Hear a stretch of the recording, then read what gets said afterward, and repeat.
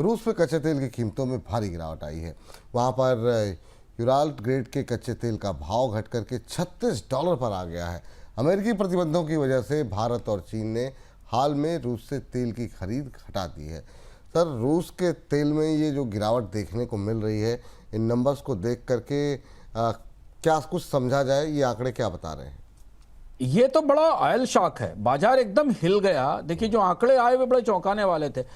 रूस का जो फ्लैगशिप यूराल क्रूड है वो सीधा $36 पर गिरकर पहुंच गया है।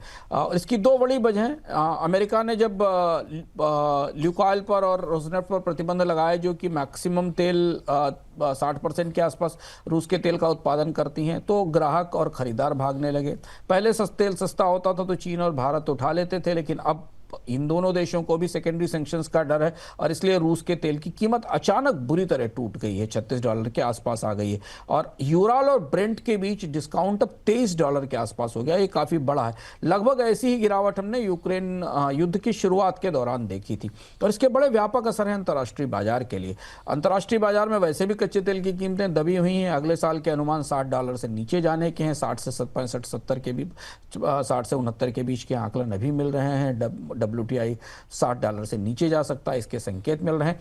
इस बीच रूस का कच्चा तेल आने के बाद बाजार में ग्लट बनने की संभावना है, पर सबसे ज्यादा बुरा असर रूस की अपनी अर्थव्यवस्था पर पड़ने वाला है, क्योंकि रूस की इनकम, क्रूड से होने वाली इनकम 27% तक गिर गई है। जी, इस बीच जरा हम PCR की टीम से या साउंड की टीम से चाहेंगे एक बार जरा साउंड को लेकर के एक बार चीज़ें देखें, क्योंकि एक साथ 3-4 दर्शकों ने टिप्पणी की है ऑडियो को लेकर के। No sound, audio issue, can not hear, audio issue. तो एक बार चेक कर लीजिए कहीं ऐसा तो नहीं कि कोई तकनीकी दिक्कत हमारे पार्ट से, या हो सकता है कि अगर हमारे एक्सपर्ट हमारे जो व्यूअर्स हैं उनके पार्ट पे हो तो फिर देखा जाए। लेकिन हमारे दर्शक जो है, अगर आपको और किसी को भी कोई इशू आ रहा है तो भी आप टिप्पणी कर सकते हैं। लेकिन यहाँ पे महत्वपूर्ण सवाल ये है कि सर, बाज़ार के बारे में अभी जो है क्या संकेत यहाँ से मिल रहे हैं, क्या अनुमान लगाया जाए?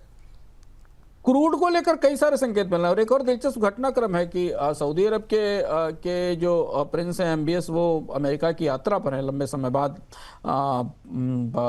सऊदी अरब का कोई राष्ट्राध्यक्ष व्हाइट हाउस पहुंचा है। नहीं तो सऊदी अरब और अमेरिका के बीच बाइडेन के दौर में तो रिश्ते बेहद खराब थे।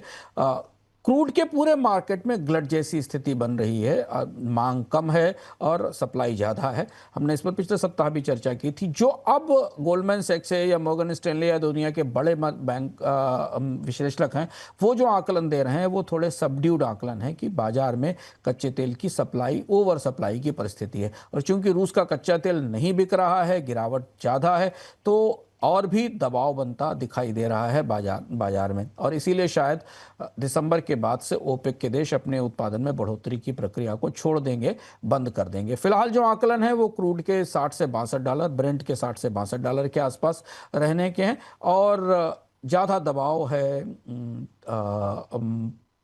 WTI पर और शेल प्रोड्यूसर्स पर अमेरिका के। वहां थोड़ी गंभीर परिस्थिति बनती दिख रही है विपुल जी, क्योंकि अगर कच्चे तेल की कीमतें इसी लेवल पर रहीं और 60 से नीचे चली गई लंबे समय के लिए WTI की कीमतें, तो फिर अमेरिका में बैंकरप्सी शुरू हो सकती है तेल कंपनियों की, क्योंकि तेल कंपनियों के मार्जिन बुरी तरह दबे हुए हैं। तो आयातकों के लिए, इंपोर्टर्स के लिए, चीन और भारत जैसे देशों के लिए तो अच्छी खबर है कि कच्चे तेल की कीमतों में गिरावट है। लेकिन मध्य पूर्व की अर्थव्यवस्थाएं जो बड़ा मैग्नेट बनी हुई हैं निवेश का, जिनके पास अच्छे सॉवरेन वेल्थ फंड है, उनके लिए ये अब चुनौतीपूर्ण समस्या शुरू हो सकती है। और खासतौर से अफ्रीकी अर्थव्यवस्थाएं जो कच्चे तेल पर निर्भर हैं, उनके कर्ज की देनदारी पर, उनके कर्ज के भुगतानों पर असर पड़ सकता है।